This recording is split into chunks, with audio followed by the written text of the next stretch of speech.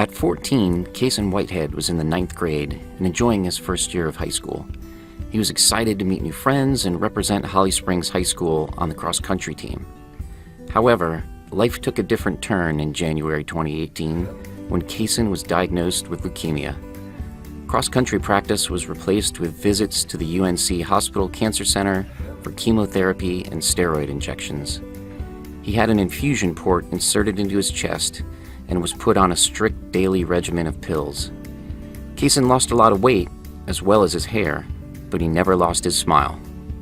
The journey for Casen and his family hasn't been easy, but Casen has maintained an incredible attitude through it all. He became an inspiration to everyone around him as he took on each challenge the cancer and the treatments threw at him. Casen was able to go back to school within a year and even started running again, but with his body immunocompromised, wearing a mask and constantly using hand sanitizer was a normal part of Casen's life long before the COVID pandemic. Now in the maintenance phase, Casen is looking forward to May 2021 when he'll be at the end of his treatments and can celebrate his graduation cancer-free. Join me today as Casen shares his story with us.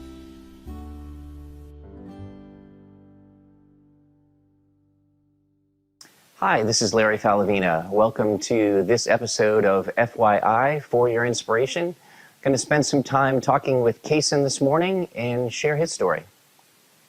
Hey Casen, good morning. Good morning. How are you? I'm great. Thanks for coming and getting up early. Yes, getting up very early, but I'll do anything to come here and share my story. Awesome. Thanks so much. Well, maybe you could start by telling me a little bit about what your life was like before your diagnosis and kind of what led up to the diagnosis, what even brought you to the doctor. So before my diagnosis, I was in my freshman year of high school, first year, and I was on my cross-country team. Okay. I finished the season top of my class, ran a 1911 5K at the SWAC Championship, final race that Lee County holds. And then going into indoor track, I had a lot of promise for me, my coaches had a lot for me coming into the season. Right. And my first time trial was okay, wasn't what they expected, but it was decent. And then over time, through the weeks, my mile time started to get progressively worse, to the point to where I couldn't even finish a mile. Wow. And then from there, my coaches knew something was wrong, especially since I had finished gray in the face after I finished 3 laps, not even a mile. Right. And so with that, my parents took me to the doctors because I kept telling them that something was wrong. My breathing was not right, and I felt very sluggish and tired. So my parents took me to a doctor in Cary, and there, the doctor pretty much said that I'm healthy, nothing's wrong with me. Wow. And my mom wanted me to have a blood test run, but they said nothing's wrong, there doesn't need to be a blood test taken. And so we left there thinking that nothing was wrong, and that it was just exercise-induced asthma. And so for a week or two, I tried the exercise-induced asthma route with an nebulizer and see how that worked out. Then after the first 2 weeks, nothing worked. I still felt the same, still felt awful afterwards. And nothing relating to it. I went to a normal eye doctor appointment, and in that appointment, the eye doctor saw eye bleeds in the back of my eyes. Wow. And at that appointment, he pretty much told my mom it could be one of 3 things. One, it could be something in the lungs, something wrong there, a bacterial infection, or leukemia. And so with that information, my parents took me to their doctor, and he ran blood tests there. And then like a couple days afterwards, not all the blood tests came in, but my doctor called my parents telling me that there's something wrong, take him to the emergency as soon as possible. Wow. And that's how it started. Wow. What was your reaction when that happened? What did you feel? When my parents first told me, pack something, we're going to the hospital, they didn't tell me why, because they didn't know why. Right. And so I was pretty out of the loop, and so I just hopped in the car because I wasn't going to argue with them. And so when we got to UNC, I was taken straight to the emergency room. Okay. And then like 2 hours later, a doctor came in saying that we're going to run some blood tests. And then a couple hours after that, they came in saying that your son has cancer. Wow. And maybe you could explain a little bit about what leukemia is exactly. I know people have heard that term, but what does that disease do to your body? So leukemia is the cancer of the white blood cells, which is the immune system. Okay. Leukemia This happens when a white blood cell goes rogue and starts developing at a fast rate, and it causes your immune system to like pretty much go out of whack. Okay. And so in my case, if I wasn't rushed to the emergency as soon as possible, I could have bled out. Wow. And so, yeah. Wow. Okay. So what's life like now? I know you're going through treatment and all that, chemo and so forth. At the beginning, it was a lot because the first year they hit you with a lot of chemo, Okay. and like spinal taps and surgeries. Right. And after that first year, it's 2.5 years of maintenance is what they call the stage. Okay. And with maintenance, I go every 4 weeks for chemo, and then every 12 weeks, I get a spinal tap in my back. And then every time I go, they take blood samples to see if everything's fine. Right. Take labs to see if I'm on track. Right. And is everything on track? I mean, how's the maintenance phase going? Everything's on track right now. Good. Hopefully, it'll Good. continue to stay on track till I'm done in May 2021. Okay.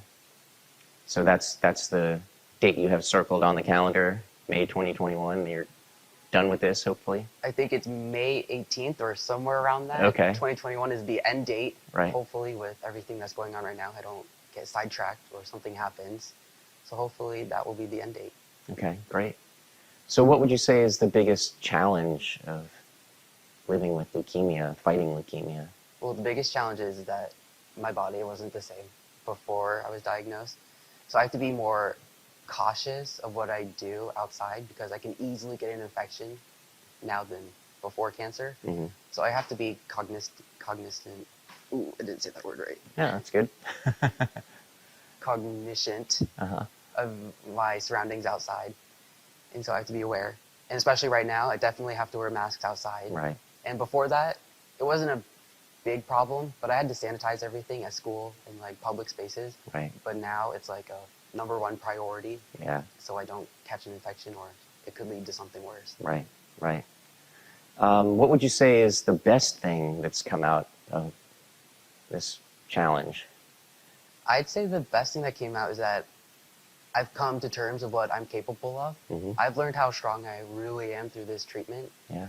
Like I've ran 5Ks before, and like I would say like I'm strong. Like I ran this time in a 5K, but during this treatment, I've really had to like stay calm and like fight through like obstacles because I've had my experiences of like headaches, vomiting, and like the normal things that come with cancer. Right. And I've just had to stay positive and fight through it.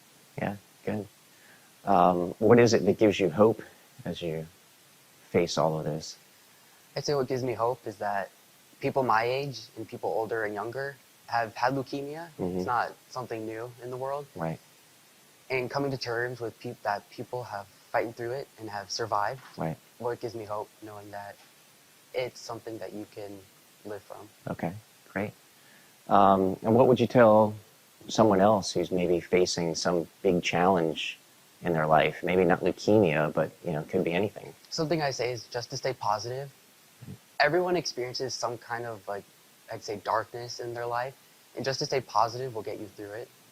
It might seem like dark now, but I know for me, staying positive kept Right. me going and getting to the end of treatment. Yeah. Yeah. I think that's so important, is just having that positive attitude.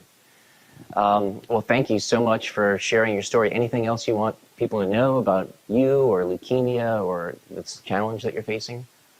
I'd say one thing is that even though I have cancer, it won't define me. Right. Anyone who has cancer, it won't define them. It's just a part of them. Yeah. And then once you're done, it's done, hopefully, and that it'll be over. Okay. Well, that's awesome. Again, thank you so much for sharing your story. One quick sort of oddball question I'll throw at you just to make it fun. What's the weirdest food you've ever eaten? The weirdest food I've ever eaten? Yeah. I've never eaten weird food. Not experimental? No. All right, cool. Well, again, thanks very much. Really appreciate you sharing your story. I think it's amazing the attitude that you have. I mean, you've had a smile since the second you took your mask off, so I can just tell that you have that really positive attitude. So thanks so much for sharing that with everyone. Thank you for having me. And thank you very much for joining us on FYI for your inspiration. I hope you've enjoyed hearing Casen's story and can provide you with some inspiration and look forward to seeing you next time.